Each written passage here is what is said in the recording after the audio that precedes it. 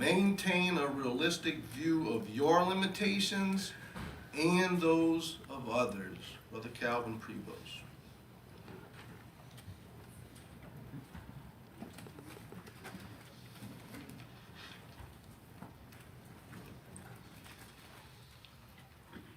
Do you have a physical ailment that prevents you from doing the things that you used to do? So you want to be a pioneer, but don't have the means and circumstances. You want to be an elder ministerial servant, but has not been appointed. This means that you have limitations. To find contentment with these limitations, we must maintain a realistic view. Let's go to Romans, the 3rd chapter, verse 23, and see what that says. Let's read that together, please. In Romans, the 3rd chapter, verse 23, it says, "For all have sinned and fallen short of the glory of God." So Paul here is showing us that every one of us have sinned. That means every one of us has limitations. Now, many facets of Jehovah's glory is far beyond what we could comprehend. Genesis, the 1st chapter, verse 31, it talks about how God created us. And when God looked back on us, even with our limitations, he said, it is good. Everything he did is good. No man could claim that everything they did is good.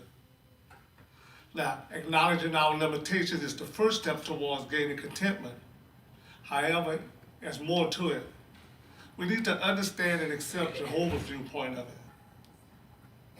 Romans, the 3rd chapter, verses 9, it talks about sin. And we know the root word of sin meaning to miss the mark. Now, to illustrate this, we're going to envision a guy at a fair. He wants to win this big teddy bear for his fiancée. And in order to win this teddy bear, he has to hit this target with an arrow. He only has 3 arrows to do it. Now, he's done this before. He's done it a lot of times.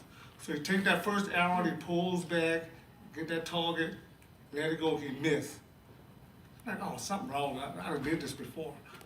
Take that second arrow, he pulled back, let it go. He missed this time by a foot. He said, let me get it together, because he wants this teddy bear now. You take that 3rd arrow, last arrow, you pull back, you get that target, take a deep breath, you let it go. He missed this time by 1 inch. He's very disappointed. Now, we can compare ourselves to that archer. Sometimes we miss that mark by a lot. Sometimes we miss our mark just by a little, and we get really upset. So let's go back to this archer. He slowly turns around, he drops his head, he walks away. But the guy that's running the game, he said, hey, come here. You tried so hard. I'm still gonna give you this gift. He was elated. Same thing gonna happen to us. By trying, even with our limitations, we're gonna receive a gift. Let's see what gift we're gonna receive. Turn with me to Romans, the 6th chapter, verse 23.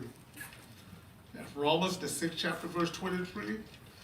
It says, "But the wages of sin pays its debt, but the gift God gives is everlasting life by Christ."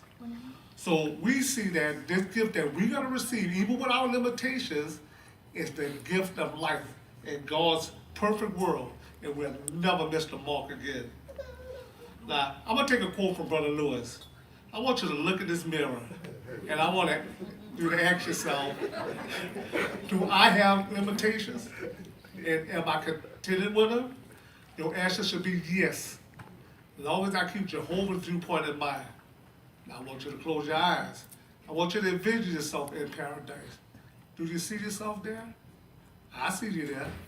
And the only way we can get there is we continue with our limitations and the limitations of others.